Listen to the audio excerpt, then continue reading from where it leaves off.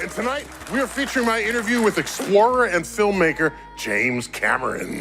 Yes, he was the director of epic movies like Titanic, which was the highest grossing movie of all time, until Cameron broke his own box office record with Avatar.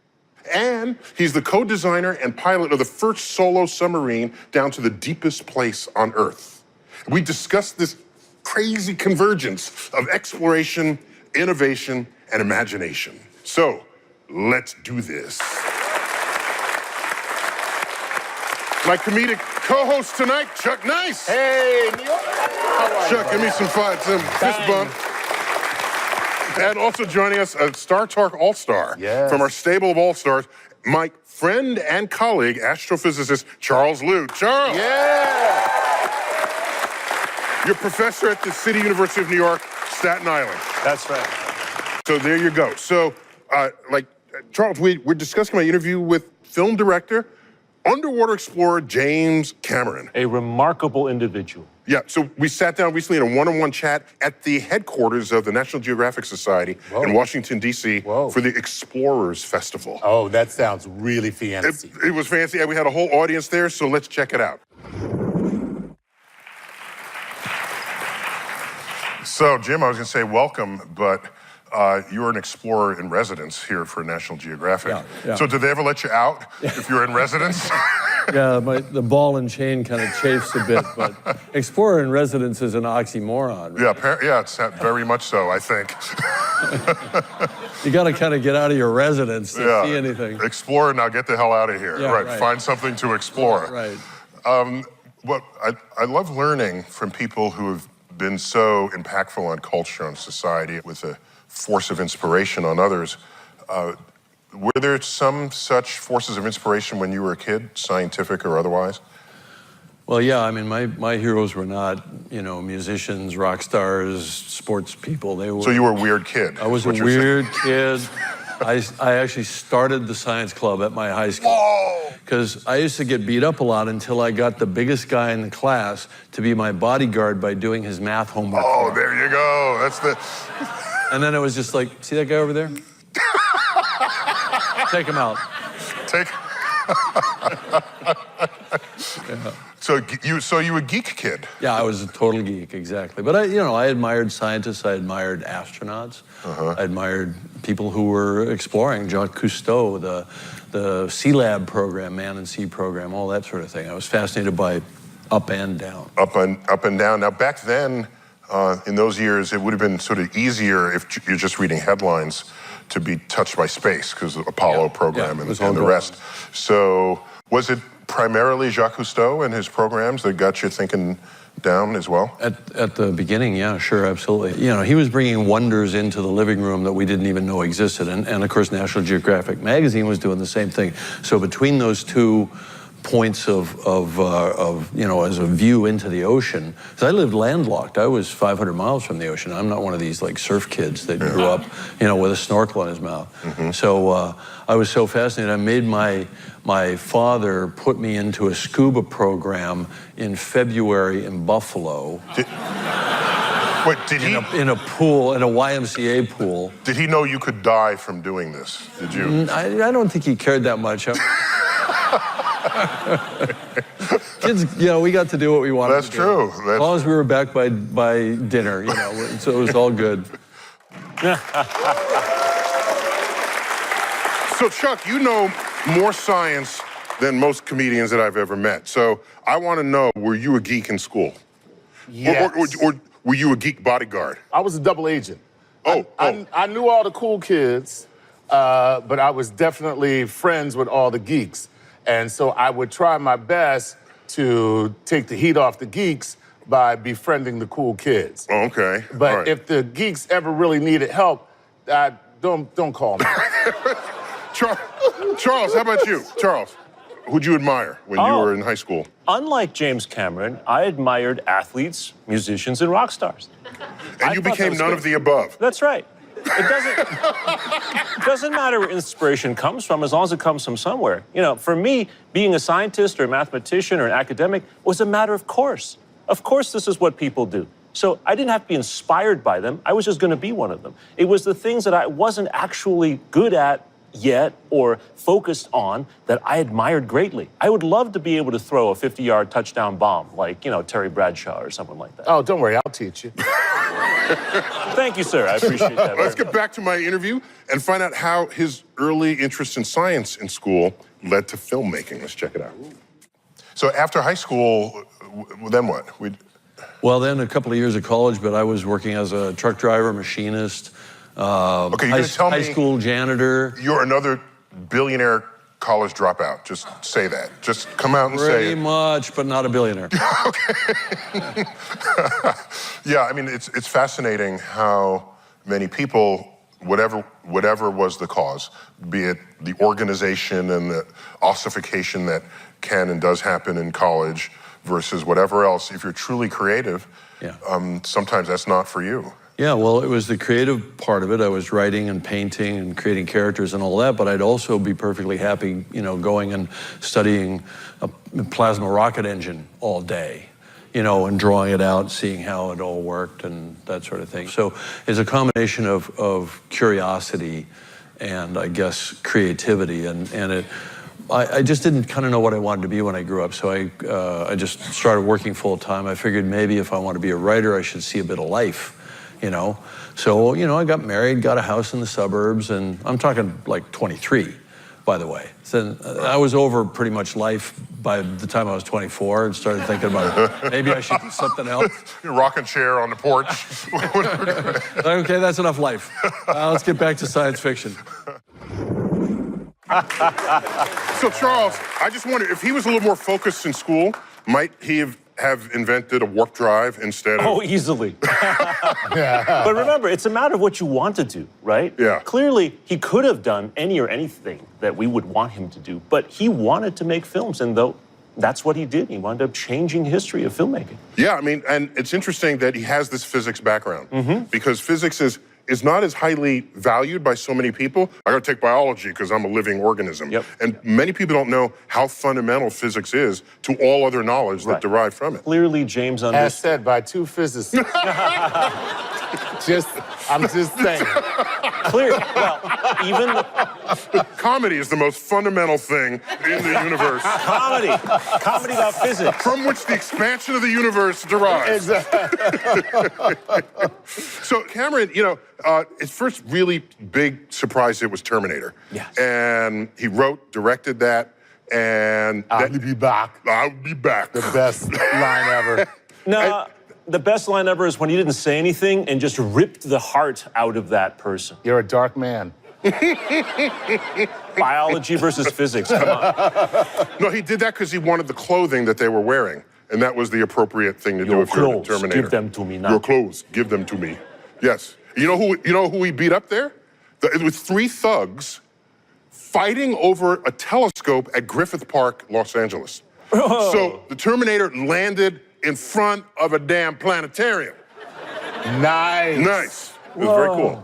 Very cool. So went on, he directed Aliens, Right. The Abyss. Yes. They got some underwater action there. Right. Titanic, of course, and then Avatar. And so Titanic and Avatar are the 2 highest grossing movies of all time. Number 1 and number 2. We'll get to Avatar a little later, but first, I asked James Cameron about the depths of his inspiration that led to Titanic. So let's check it out. You could have just read the Titanic book and then made a movie on it, but I love knowing the depth of inspiration that is behind a project. Yeah. Because I don't know how many people who saw and loved Titanic, swayed by the love songs and all the rest of this, I don't know how many of them knew you went to the bottom of the frickin' ocean and found the thing. Yeah, I didn't find it. Bob Ballard found it, but of course, every dive you have to find it. Yeah, okay. It's not like there are street signs on the bottom pointing to Titanic. Yeah. You get down Hang there. a left at the octopus. You're Yeah. 12,500 feet down in the middle of the North Atlantic. There are no signposts. You get to the bottom and it's like, I think it might be that way, and you're looking on the sonar. So every dive you find the Titanic. Yeah. But how I got into it was, first of all, my love of the ocean, which had never lapsed, and I was a scuba diver and all that. When Bob Ballard found Titanic, there was a lot of stuff about ROVs. So I got very interested in ROVs, and I wrote a movie called The Abyss, and I got to work with real So ROVs. remotely operated vehicle, right? So it's like a camera, self-propelled camera. So I thought, these are fantastic, underwater robots. To me, they were characters. You know, I'm thinking like a movie guy. And so I started working with real ROVs for that film.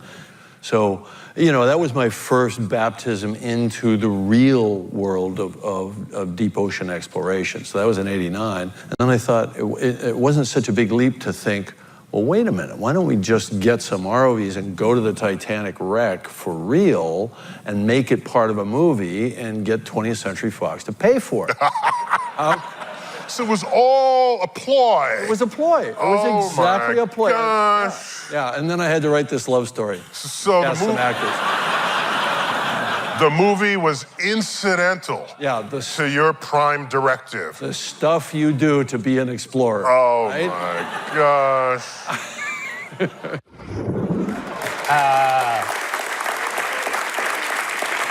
So some of the great scientific discoveries have made on expeditions that had nothing to do with the science to begin with. And there was Charles Darwin on the Beagle. Yeah. Okay. And The dog, right? the dog. You rode a dog all the way around the world. Yeah, the dog that took that floated him to the Galapagos. Yeah. So, yeah, I mean that voyage was not for him. He was piggybacking stowaway practically on that ship. We also the moon voyage. Yeah. All but one of them who went to the moon was like a military pilot type right. person, and the science was incidental.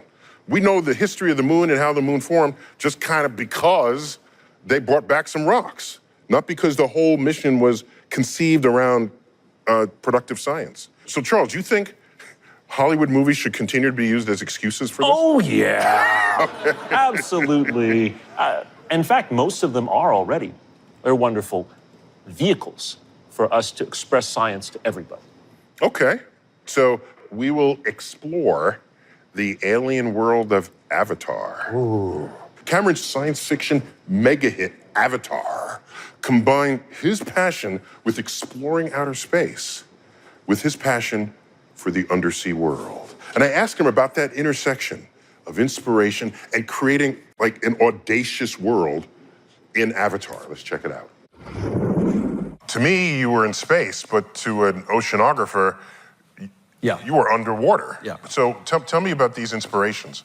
The profusion of life, the colors, the patterns on the animals, some of the animals themselves, like there's a lot of people think of it as a plant, but it's actually meant to be an animal, this thing that looks like a Christmas tree worm, except, 2 orders of magnitude, 5 orders of magnitude bigger. You touch it and it goes down like that. That's actually based on a real polychaete, that lives in the reefs.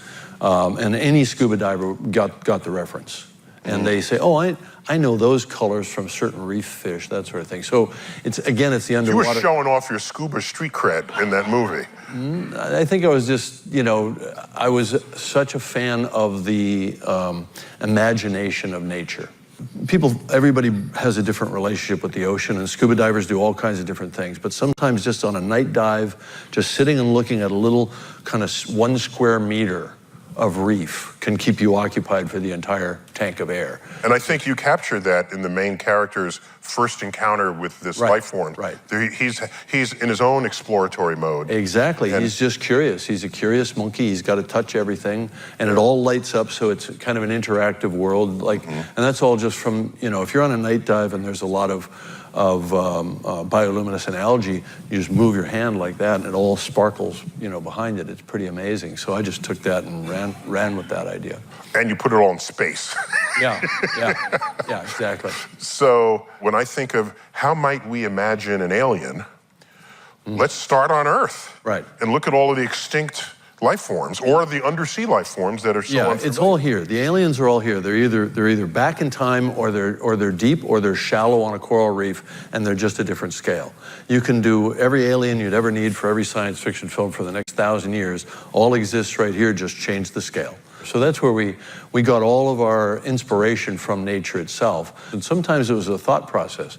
Okay, on Earth, we're all on a tetrapod platform, essentially. Everything is pretty much four-limbed. Even birds are just, you know, an adaptation of a four-limb. In fact, that's how you know you have a legitimate dragon, because it has to forfeit the front limbs to be the wings. Right, exactly. And so you have to know that that's a constriction that nature has placed on us. Right, because nature will take your pinky finger and turn it into a 20-foot wingspan on a pteranodon. Yeah. But it doesn't just make it up out of whole cloth. Right.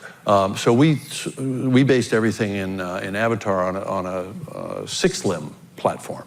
And the theory there was that it was a lower gravity planet with a high atmospheric density. And so to get traction running from a predator or running after something, you needed an extra pair of limbs. Kind of like the Mars rover's got 6 wheels instead of 4 wheels. Right.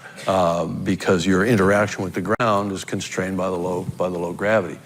So, except for the Navi, because I debated having 6-limbed character. That would have just been too weird.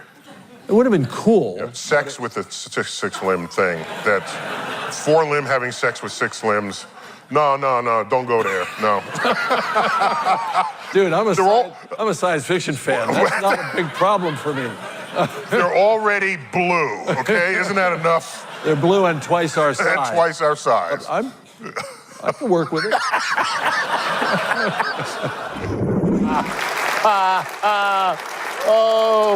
Oh my goodness. Oh man. What? James Cameron is a freak. Freakazoid. Freakazoid. So Charles, he says we've got all the inspiration for alien life here on Earth. You agree with that? Nope. Yeah, neither do I, Nope, actually. I don't. Yeah, I don't agree. I agree with this statement that we have enough here on Earth to power science fiction films for 1,000 years. Yes. But really thinking about stuff beyond Earth is the next level. We have to do that. Yeah, because plus the limb thing, we have, the 8-limbed thing. They're not vertebrates, but, the octopus. Octopods. And of different kinds. We do have the 6-legged folks, the insects. Yeah. But I agree. If you're going to be from another planet without any Earth DNA and possibly no DNA at all, you need to look more different than Earth-like looks from itself. But is that possible? Because when you think about it, look at all the different forms of life that we find here on Earth. How different is it when you have DNA in common with an octopus? Yeah. That's what I'm saying. How much further can we go? I mean, I have DNA in common with some slug that's just amorphous and slamming around in the dirt. Wait, that's my uncle. Anyway. But it is true, though, that, of course, the diversity of life on Earth offers some pretty weird-looking creatures. We got to admit that, Charles. I will admit that. Alien to our sensibilities. Pretty amazing. And so... that's a good thing. Especially in the deep sea. It is some weird-looking stuff I'm swimming around. so glad you mentioned that, because that brings us to a little game show I want to play with you guys. And it's called Outer Space or Underwater. Okay. So here's what's going to... Yeah! All right. Yeah! Here's the way it's going to work. I am going to describe to you guys a creature, and you're going to guess whether it's not. It's from either science fiction or is it an actual creature from under the sea? Okay, go. Okay, here we go. The Go. first one is, these creatures can be 7 feet long, it doesn't need sunlight, and it doesn't need to eat. Is it from outer space or from underwater? Underwater. Neil? It depends how you define eat. It will certainly need energy. Perhaps it gets it from some other source. So I will say, okay, underwater. Look at that. You're both right. It's called a tube worm. And Those are 7 feet long? 7 feet long. And by the way, adorable. You just want to pinch his cheek. Don't you? Yeah, okay. Yeah, no, they live at black smokers down at the bottom of the ocean. So they're getting geothermal That's right. energy Yeah. sources. Here we go. These creatures lay eggs in the stomachs of other creatures, which hatch and kill their hosts. Are they from outer space or from underwater? I saw that movie. It was called Alien. Yes. Yes, you're right. It is outer space. It is outer space, and it is the movie Alien. Yeah, there you go. All right, let's move on to our next one. Is this from outer space or underwater? This creature can make objects in their vicinity float and their extremities light up. Come on now. Underwater, bioluminescent creatures. Go ahead. You just have to be neutrally buoyant to float, so that wouldn't be too hard underwater. So I'd give it underwater. See, this is how you trick scientists. You give them something that sounds like it should be underwater, and it's outer space. It's called E.T. See? Gotcha! All right, so I had an issue with Avatar, because I get the scientific inspiration for the creepy crawly things and the animals and the plants. Okay. But those floating mountains, it was like, No. Come on. Now, I don't know, is there anyone who hasn't seen Avatar? Because Spoiler alert. Because in there's a moon around an exoplanet. Yes. Exoplanet, planet orbiting another star. A moon around it is called Pandora. Pandora. And that moon has a rare element in it called Unobtainium. unobtainium. Earthlings, we Earth people being Earth people, of course we want to invade that place and mine it for unobtainium. And what apparently these floating mountains have high concentrations of unobtainium. But I had to ask him about the scientific explanation for the floating mountains. Oh. So let's check it out. Oh, this is gonna be good. Do you have a way to explain to me how they were floating? Okay, so don't ask a question you don't want the answer to. No, I can hang. All right. Unobtainium is a naturally occurring room temperature superconductor, type 2 superconductor. And, with flux pinning, the Meissner effect, you can actually suspend a room temperature superconductor in a strong enough magnetic field. So the planet has very powerful magnetic fields. Oh. So these, Okay, no, it's good. No, I'm with him. No, I give him a B+ so far on that. But go on. you have to assume that a room temperature superconductor can exist, Okay. but we haven't found 95% of the mass in the universe, you guys. So don't talk to me about floating mountains till you find the rest of that mass. So I guess here then was my question, because I was ready to accept that. All right, strong magnetic field, you float things if it's highly magnetic. But if they are then primarily unobtainium, then why did the military have to get it from under the tree? They could just lasso a mountain. Yeah, I struggle with that, but here's my explanation. The what we call the flux con, or the flux concentration, is so powerful that it messes with the electronics. And so their big mining machinery doesn't really operate very well. All the robotics that they need to extract it doesn't work very well there. So they go... He got out of that one. He looked pretty good. He got...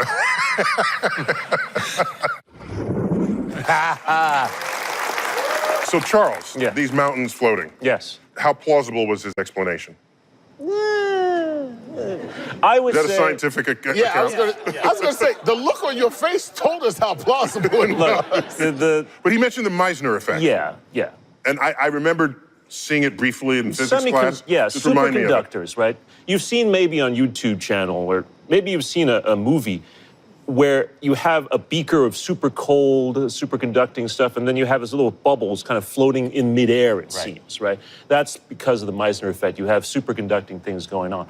But it's this little tiny scale, all right? His explanation of trying to create this whole mountain caused by that and flux density and blah, no. So you don't think we can get a moon with sufficient magnetic field strength to levitate mountains? Well, if we did that, then all those helicopters would be flying off into space. Right. So that's... Oh, that's right. It wouldn't. Right. Given that, it's really all right. As long as it's self-consistent, as long as there's something internal, we're okay with that. And I think his line of what he said, that we still don't know what 95% of the matter in the universe is actually very telling, because all you have to do is to bridge that gap, take that little tweak up in that unknown, and you're okay.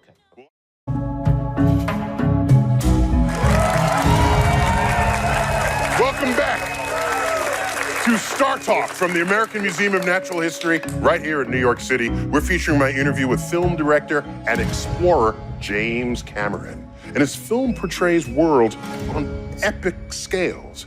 But he says the devil is in the details, not only in his movies, but in his passion for underwater exploration. Let's check it out. People want detail. They want a world that they can immerse in. We want to know you thought about it. Yeah. I always think that if you have 10 times more detail than you actually want in the movie, what you do leave in the film feels like it's right. You may not know why, but it's there for a reason. It's like, here's a good example. The lunar lander, right? The LEM. You got 20 Hollywood films done before that where we're landing on the moon in pointy rockets with tail fins, and they all look the same. And then the lunar lander came along and it looked like a bug. You know, what the hell? Yeah. But that's because it was based on certain engineering principles, not Hollywood design ideas. So it's not just your interest in the oceans or space. You've touched and been touched by engineering and technology. Yeah. And there was a lot about the cameras used for Avatar, but you go farther back than that. Well, yeah, I just love engineering. I love solving hard engineering problems, and I love working with really smart engineers in a room and trying to do something that hasn't been done before, like, you know, make a sub and that can go to extreme depth. You know, there were materials problems, electronics, batteries, all sorts of things that had to be developed that were actually hard problems. And, you know, I just like that. So Charles, you like solving problems? Yeah. So he would have made a good scientist. You would have made a good scientist. You would have made a good engineer. He would have been a good just about anything. He could have been somebody. But that got me wondering, okay, what kind of preparation, what kind of thinking must have gone in to motivate him in 2012 to make the first solo descent to the deepest place on Earth in a submarine that he piloted and co-designed. Wow. So you know where he went? What's the deepest place on Earth? The Marianas Trench. Mariana Trench. Thank God, I thought you were going to say my fears. Almost 7 miles down. Almost 7 miles down off the coast of the Philippines. And so I asked him about that record-setting dive. Let's check it out. So what motivated you to go to the bottom of the ocean, bottom of Earth? You know, the funny thing is that I've been asked that a lot, and it occurs to me that a kid would never ask that question, because a kid would know you just got to go. Why wouldn't a kid? He just so dissed me in that moment right there. No, it's just that we, as a culture, we start to think like I want to be a adults. kid again. I know, Yes. exactly. So a kid would say, why wouldn't you go? Yeah, of course. It's there, and you haven't looked yet, so why wouldn't you build a sub and get in it and go and look? But you went by yourself. That was kind of a constraint. I would have built a two-man sub or two-person sub but we had to evolve beyond the Trieste that went down there in 1960, which had to be towed out there, and it had a big mast or a tunnel that you went down to get into the sphere. So it was very much like a military sub. But we wanted to use the paradigm of modern research submersibles, where you go out on a ship and you put it in the water. So it had to be a certain weight, and it all scales up around the size of the sphere. So we thought, all right, we're gonna do this down and dirty. We're doing it privately. It's not big institutional money. It's not a Navy project. So let's start with the smallest sphere that we can cram a human into. And so then that instantly, pretty much on day one, was a one-person deal. That's about 12 hours. Spookily like how you had to get into the Mercury capsule. Yeah, Because exactly. Mercury capsule was not some lounge chair. No, it was, you know. It was tiny. Yeah. But I figured guys in F-16s fly 11, 12-hour sorties with refueling in the Middle East. They do it all the time. And, so it's really not... Humans have subjected humans do themselves. this. They do this. And so, all right, so just to be clear, why the shape of the vessel has to be a sphere. Okay, well, Tell us. Yeah, this is a leading question because you know the answer. Yeah. The sphere is the most elegant shape in nature because it's just like a bubble in water. Nature naturally tends to get these isotropic pressures forming a sphere. So it's like your bubble is just made out of steel. Any other shape will tend to fail. You'll have what's called stress risers, where the stress fields will peak at a certain point, like a corner if you're building a box or whatever. So sphere is the elegant shape that resists pressure, and so you start with a sphere. then whatever other shape the vehicle appears to have is usually about the flow dynamics over the vehicle. You put the flotation up high and the heavy sphere at the bottom, and that's how you start. Otherwise, you're going down head first. Yeah, you don't, or tumbling, which would be even worse. Yeah, then you get like seasick. You don't want that, right? No, you don't want that. Trust me. Oh yeah, I trust you. Been there, check that box. It's not fun. But as a filmmaker, as a storyteller, I'm thinking if you want people to be interested in hadal research, you have to go there. The hadal. Hadal is anything below 6,000 meters, which is abyssal depth, right? All the way down to the deepest spots, which are close to 11,000 meters. So the takeaway from that is below that, you die even faster in a failure. You die pretty fast at 6,000 meters, actually, but I think it's a very fine degree. You know, I always figured it wouldn't hurt because by the time the pain impulses got to my brain, it wouldn't be there anymore. Your brain wouldn't be there, right. You'd just be crushed to a pile of goo. Yeah. Pretty much. Pretty much, yeah. So Charles, is my calculation accurate? He'd be a pile of goo. You would be a pile of goo. Every 32 feet that you go down in the ocean, every 32 feet you go further down, you're increasing again the same amount of pressure that we're experiencing now on the surface of the Earth. So 32 feet is 1 atmosphere? That's right. Okay. So we're going down 35,000 feet.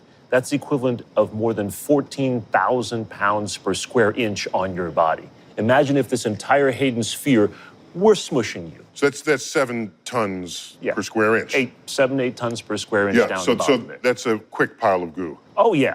The problem is, that's not the problem. Oh, yeah. Oh, okay. No. There's some other problem neglected here. The problem is the cleanup. If you went from you to goo immediately, you wouldn't feel it. He's right. By the way, that's the name of the next Dr. Seuss book. From you to goo.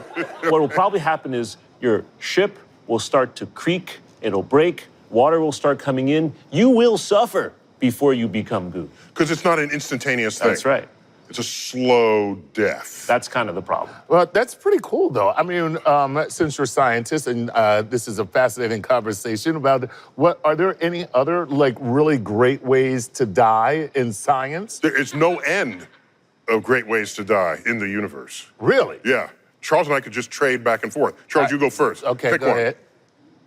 I would love to be destroyed by a gamma ray burst. Ooh. Okay, you say ooh, like, I don't know what that would be like. What is it? It's a very high energy flow of particles and light that would vaporize them quickly. Okay, but what would it actually do to me? Like, would it just break me down into like? So it's high enough energy to completely break apart all molecular bonds in your body. Okay, now that is cool. Yeah. It'll just completely disassemble you, atom by atom, molecule by molecule, then atom by atom. Yeah. Oh, wow. That doesn't even sound right. I got one. Go ahead. Okay. Asteroid strikes. Asteroid strikes. Yeah. Oh, yeah. So you want to be right where it hits so you die instantly, and you get to watch it come in. That would be cool. If you're not right where it hits, you will die, but later, slowly. Yeah. Oh, okay. All right, how about this? Because I read this from you, spaghettification. Ooh, love me some spaghettification. Death by black hole. Death by black hole. Yes, death by black hole. Death by black hole. Death by black hole. I give him a B+. That's it on that one. Yeah, you fall into a black hole, that's my way to die. If I had to pick one of them, forget the gamma ray burst. It'd be cool to become atoms again, but still, falling into a black hole, you get to a point where it starts pulling on your feet faster than it's pulling on your head. Okay. And you end up stretching.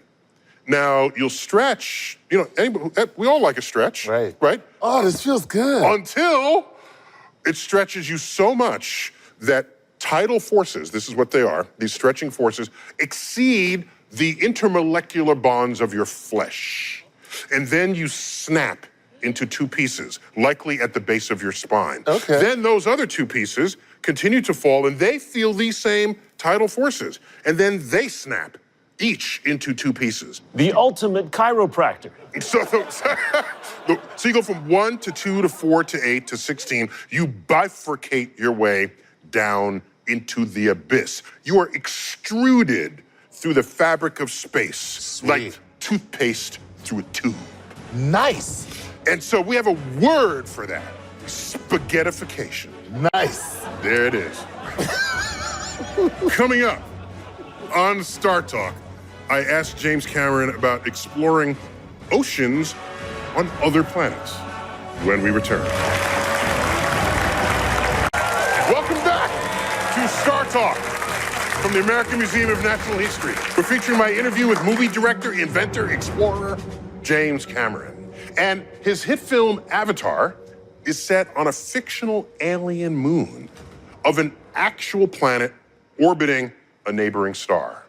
And moons like this might be the best place for alien life.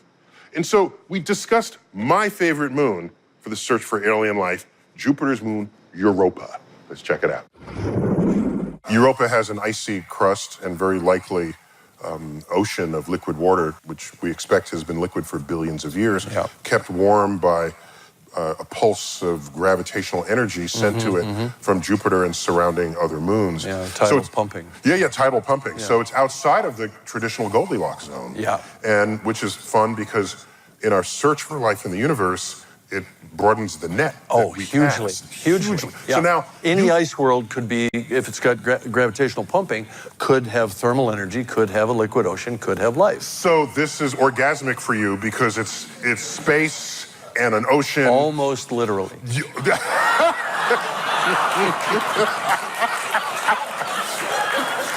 get to fly in space and go to the bottom of an ocean. I know. And look for life that's alien. What could be cooler? Yeah.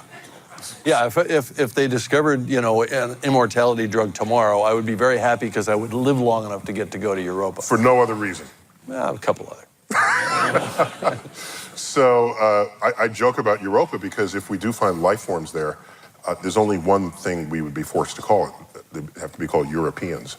I'm pretty sure. Just saying. I'm just saying. I think. Just don't. I hadn't thought of that. Yeah. But Enceladus is good too. Yes, because Enceladus, you've got active venting right now, and they think that there's actually an exposed interface where you could theoretically fly down a crevice or a crevasse and get to the bottom and see boiling water, not boiling because it's hot, but boiling because it's in a vacuum, so it changes the boiling temperature. Boiling, yeah, exactly, and so it's just vaporizing, and you're looking at seawater that is then in communication due to convective currents with some kind of hydrothermal activity, and what I'm intrigued by is they flew Cassini through a plume, and they picked up some. By the way, by the time this airs, Cassini will be dead. I know. May it rest in peace. I know. Yes. Yeah. Well, it's on a death spiral right now into Saturn. I don't know if Cassini was Christian, as you just put across, but.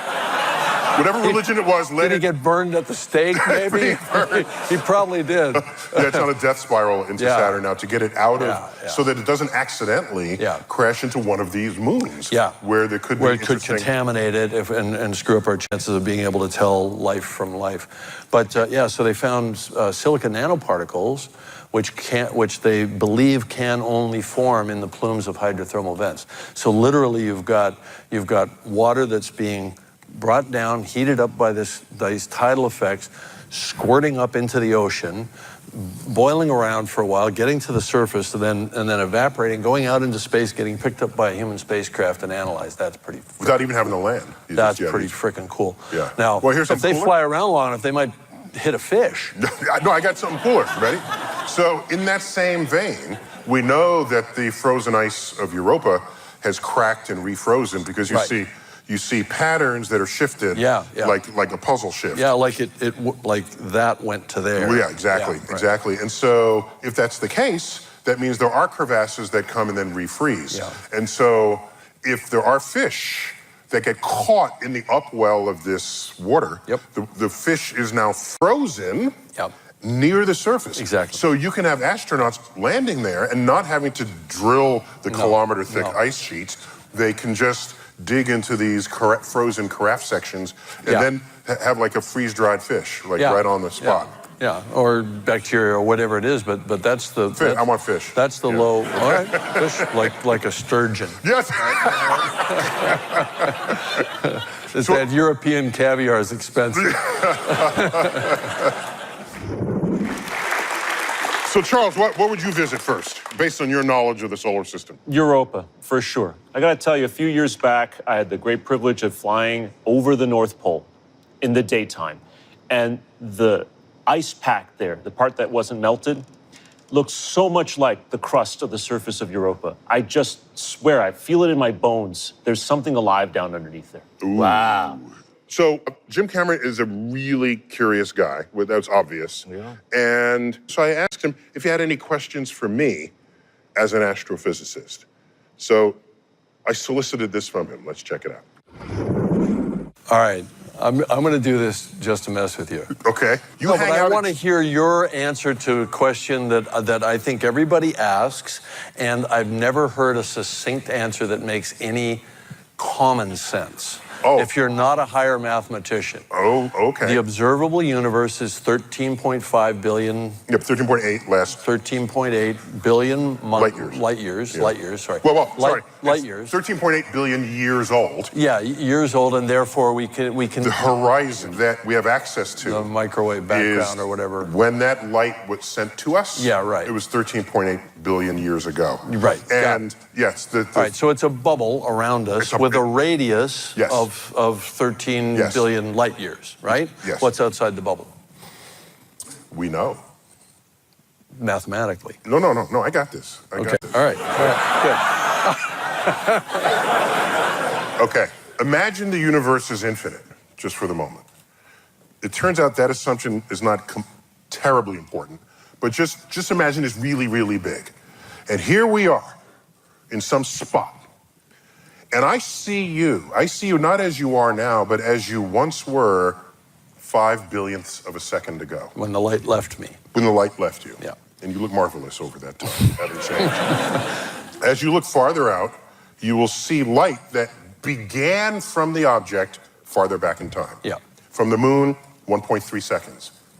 From the sun, 500 seconds. Yeah. If you plucked the sun from the middle of the solar system now, we would not know about it. We would continue to orbit. We would continue to feel the rays For like 8 minutes. for about 8 minutes and 20 seconds. Yeah. And then we would fly off at a tangent and plunge into an icy depth, never to be noticed again. Yeah. Okay, so we continue this to the nearest star to the sun. That's 4 years. Yeah. Across the galaxy, 100,000 years. The nearest large galaxy, 2 million years. You keep doing this.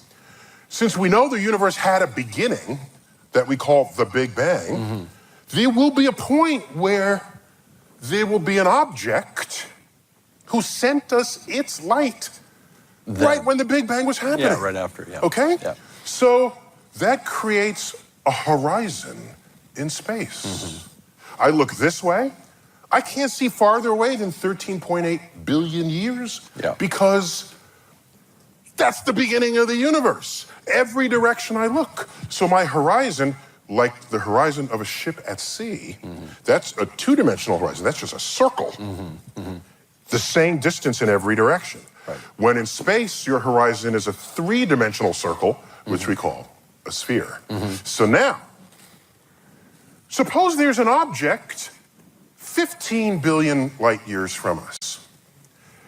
The universe isn't old enough for its light to have reached us yet. Yeah. So there's still universe beyond this horizon in the way that there's ocean beyond your horizon when you are sailing at sea. And the day you want to worry is the day the evidence of the Big Bang begins to just disappear. And no longer is this horizon expanding at 1 light year per year. No longer does that wash over any more matter that's out there. That would be a physical edge of the universe. And what's beyond that? I thought I satisfied him. No. You're just defining the terms. I'm talking about what's outside that. So the real question is what's outside of the universe? And I'm delighted to be able to answer for you. We have no idea. With top people working on it. So, we ever gonna get there, Charles? Sure. We already know what's beyond the cosmic horizon for us. It's more universe. I just said that. Yeah. Right. But you have no idea what's over there. Well, it's basically the cosmological principle which says that everywhere is basically the same. So, no, I get that, but that you'd have to assume it's infinite. Not necessarily. Right. If I go 10 billion light years in this direction and 10 billion light years in that direction, both those points are within my cosmic horizon, but each point is not within the other's cosmic horizon. Yes. And as a result, since we look in every direction and the universe appears on large scales to be homogeneous and isotropic, that means We have that to the send rest of out the universe is that way. expeditions That's what we have to and do. then bring back the info. Precisely. Coming up, more on the intersection of exploration and imagination with director James Cameron when Star Talk returns. This is Star Talk. Back to Star Talk, featuring my interview with one of the world's most successful and innovative filmmakers, James Cameron. And his passion is underwater exploration. But I wonder if he had aspirations to actually explore the frontier above us as well. Let's check it out. Do we need to send storytellers into space? Or do we just need you to tell stories here that you've invented out of your head? Yeah. Well, look, those are two totally different kinds of stories. One being, I always think of Avatar as a fantasy. It's an allegory for the way it's set in space, but it's really meant to be about our planet and our relationship to nature and so on.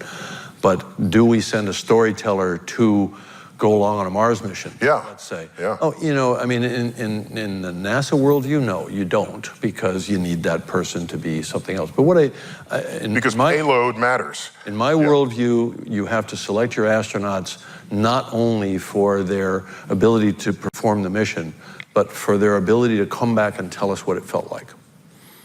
I think that's critical. I think I'm not saying you don't like. But that's a storyteller. That's a storyteller, exactly. I mean, they're an astronaut first, but they're a storyteller second, because they have to tell us what it felt like. And Buzz Aldrin was great at it, and Neil Armstrong, who I revere as a god for, but he was a terrible storyteller. In fact, he wouldn't even talk to the press. Yeah, it was just basically a private citizen. He didn't feel that was part of the job, and I feel it is. And look, I mean, Neil's a national hero, and I don't want to get thrown under the bus for dissing Neil, but he didn't do that part of the job. And I think that it's critical that when we if we're going to send humans, which is kind of a dumb thing to do, robots are going to do it better, cheaper, go farther, be more resistant to radiation, all that sort of thing. But they can't tell you what it feels like. And they can't tell you what they were thinking. They can't tell you what the spiritual journey was. And, when the first time some small group of people is standing on the surface of Mars, they better goddamn well come back and tell us what it felt like.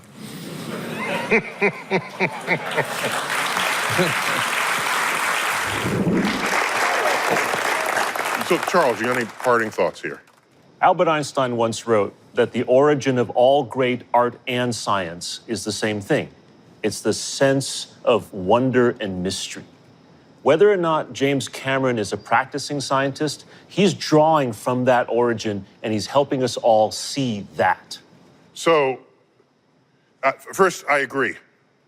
And maybe were we to do this all again, we wouldn't say, who are we going to send into space? Let's send military pilots that all sound the same. Maybe we would send a cross-section of people who create civilization. And every civilization we reflect upon, what is it that rises up above everything else? It's the architecture, it's the science, it's the art, it's the writing, it's all the things that we value, the expressions of creativity in the human species. So to say we have all of that creativity here on Earth's surface, but we're only sending this one dimension of kind of people into space, I think that underserves our capacity to be curious and our capacity to explore.